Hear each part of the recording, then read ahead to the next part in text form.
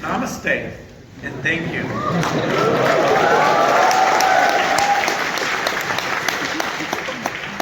It's been a long time since I've been here at IIT Delhi, and it's phenomenal, all the great progress that has taken place since then. In a sense, my first connection with India came because of the IITs. One of the great people who worked for me said that he would go over to India and hire about 15 people who'd been students at IIT, and that would strengthen Microsoft's engineering capabilities. At the time, we only had a few hundred people, but even so, it was so hard to find amazing engineers. I thought that was a good idea. At the time, the Indian press said this was a terrible thing because all these great people were leaving the country. The US press said this was a terrible thing. All these people coming from another country.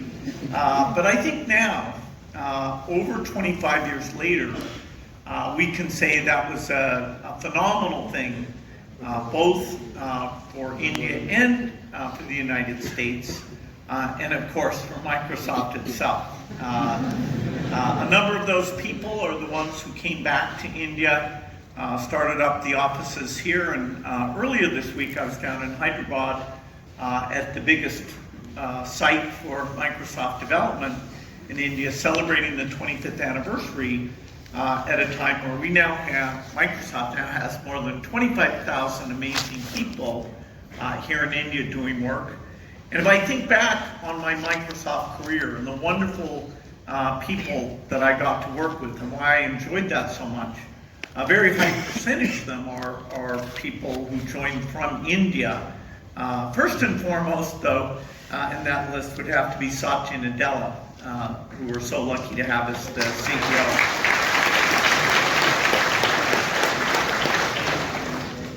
Well, I'm now looking at India in a far broader way than just the Microsoft lens. You know, I'm lucky enough through the work of the foundation to look at innovators in India who can help with all kinds of problems, starting with health, but also agriculture, gender, climate, you know, so many areas that we need fantastic Indian innovation. And Indian innovation really gets stronger all the time. One thing you can count on is that because India is a big country, people understand its innovation's not really valuable at small scale, and nor is it valuable if the cost is so high that only a small percentage of the people can get access to it. And so this is a fascinating time. The need for innovation to deal with many different challenges that I'll talk about is greater than ever. But the pace of innovation is also rising to meet that challenge. I'd say, you know, you're all lucky to be here and have gotten an incredible education. You know, the complexity of how we take technology and we shape it, you'll get an opportunity to play a big role there. And so, of course, I suggest that not only should you consider your career in terms of the traditional measure of success, which is the financial impact, although that's fine and important, but also to consider whatever role it is you take on, how that relates to achieving social equality. We have many problems in the world that only by taking that point of view can we shape innovations to improve the world as much as possible. Well, let me start with health because that's the area that the Gates Foundation does the majority of its work in. You know, when we got going, we saw that there were vaccines, like one for diarrhea, that was only available in the rich countries. It's called the rotavirus vaccine. And that was deeply ironic because the kids in those countries had almost no risk of having that disease kill them. And the rest of the kids, including at that time here in India, who were at great risk, did not have that vaccine. And so I was excited to see here was a challenge that taking the resources I was lucky enough to have from Microsoft and applying them, we could literally save millions of lives. And in fact, that has absolutely come true. But a key part of that story is the relationship that the foundation built with the Indian vaccine manufacturers. They were the ones who, with resources from us and the right strategy, managed to make not only that rotavirus vaccine, but measles vaccine, pentavalent vaccine, pneumococcus vaccine, incredible a number of important vaccines. And so 20 years ago, Indian kids weren't getting those vaccines, even measles, which of course is so important. And now the progress is phenomenal. Virtually all the babies born in India get a full set of these vaccines. And that is the primary reason that something I consider a miracle has happened, which is a third as many children die every year before their 5th birthday than did 20 years ago. And that's despite the population increase. Now, most people when you ask them don't know that because, it's in terms of news, what day were they supposed to run that headline? It's been a gradual thing, year by year, vaccine by vaccine, but it's incredible that over that time span, that adds up to millions and millions of children. We also saw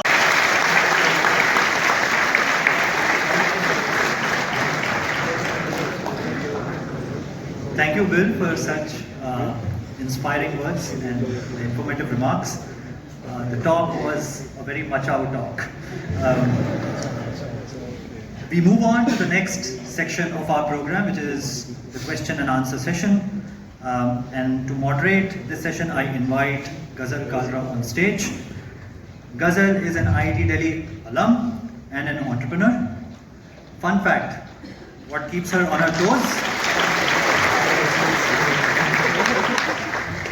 is a 5-year-old daughter who is watching this session in live through the streaming link. Thank you. Ghazal, over to you.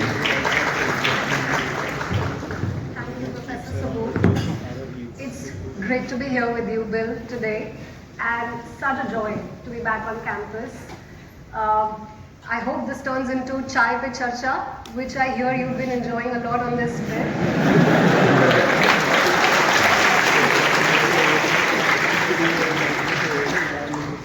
So Bill, I must start with the last time I saw you in person.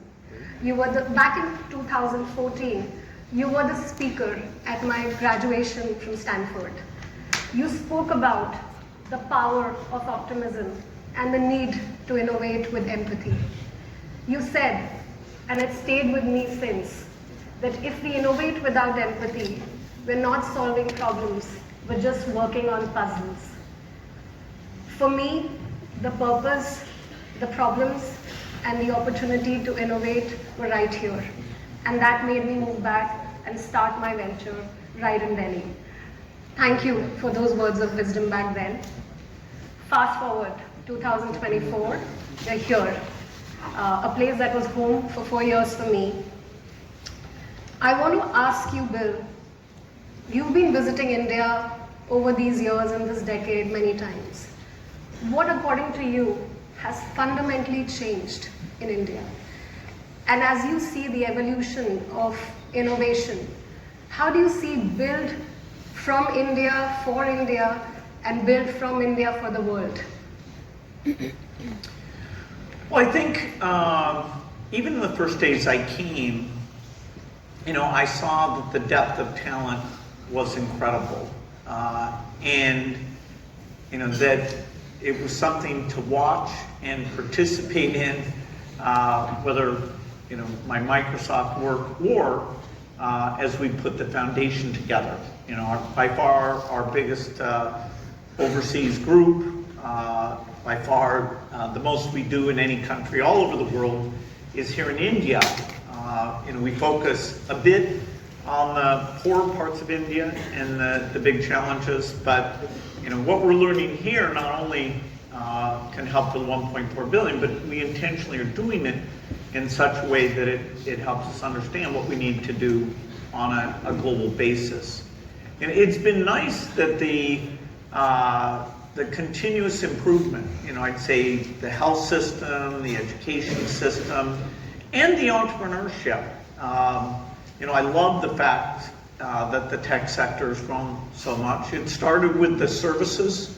It was actually the association, NASCOM, was more about consulting than it was unique software. But we all knew that that would change over time. Now we have incredible examples of successful companies here. I think many of the technologists, even at a young age, are thinking in social terms. They become philanthropists. And so it's kind of a continuous thing. There hasn't been any interruption. That every time I come here I say, wow, we need to build deeper partnerships with the groups here. Great. I hope your visit translates into some more partnerships with IITs as well.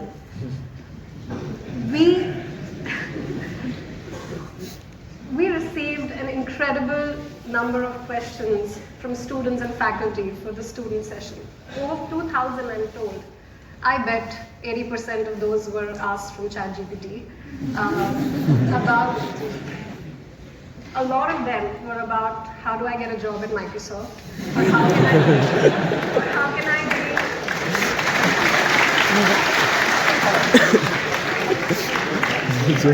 be the next CEO of Microsoft. The topic we heard the most, besides how to become a billionaire, was AI. So let's get started with the first student question. Arya Ugandra. Good afternoon, Mr. Gates.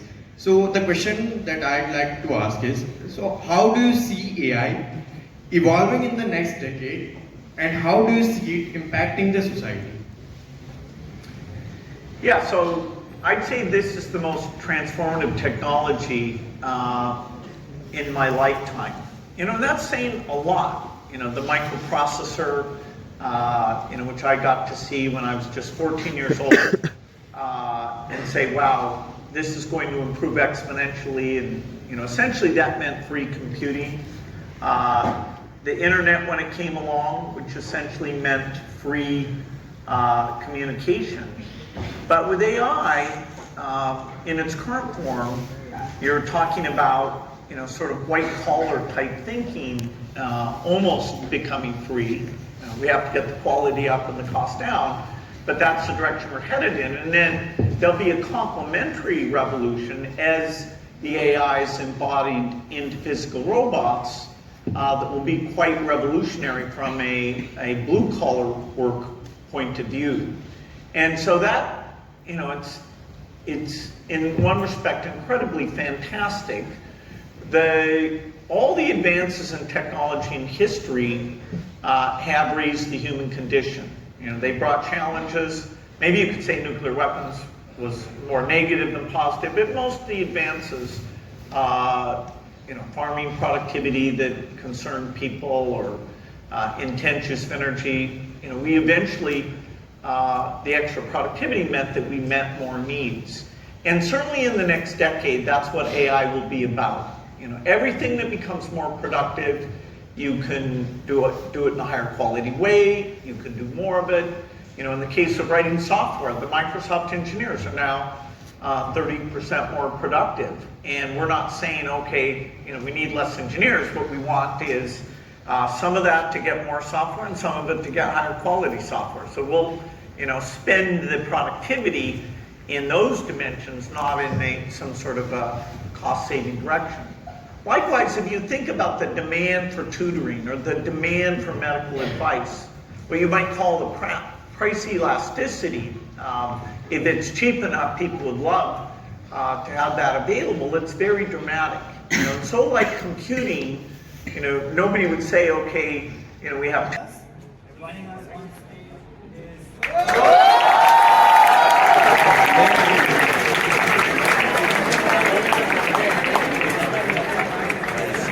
do with the time machine and why?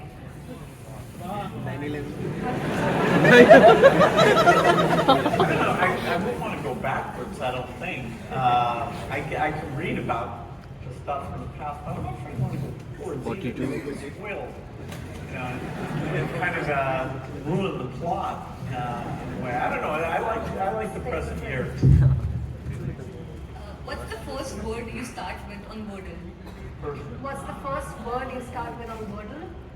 Oh, right now I use trace, T-R-A-C-E. A local question, but what is your favorite Indian food? I would say tea. Chai. Chai. No, tikka, chicken tikka masala.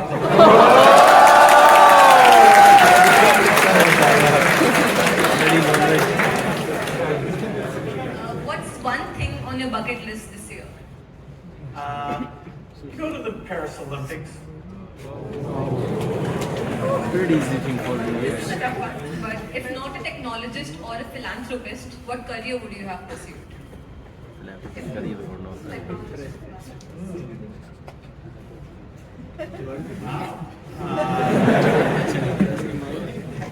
If technology is broad, I don't know. I mean, my dad was a lawyer, and I admired him a great deal. He set an incredible example for me, and he actually helped start the foundation.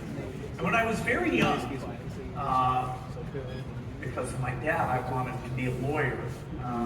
But then this computer thing distracted me.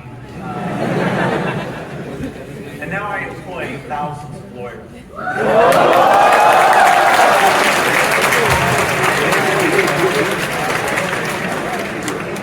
If you had to set up Microsoft today, what would you do differently? You know, Microsoft, we made a lot of mistakes, but our basic idea that software was magic and that if we got very good at writing software, we hired better people, we had better tools, and we thought of ourselves as a multi-product software company. Our competitors were like WordPerfect had a word processor, or Azure had a database, Lotus had a spreadsheet, and we were like, we don't care about individual products as much. We have the best software factory in the world. And so if something new comes along, we're just like 5 times faster than those companies.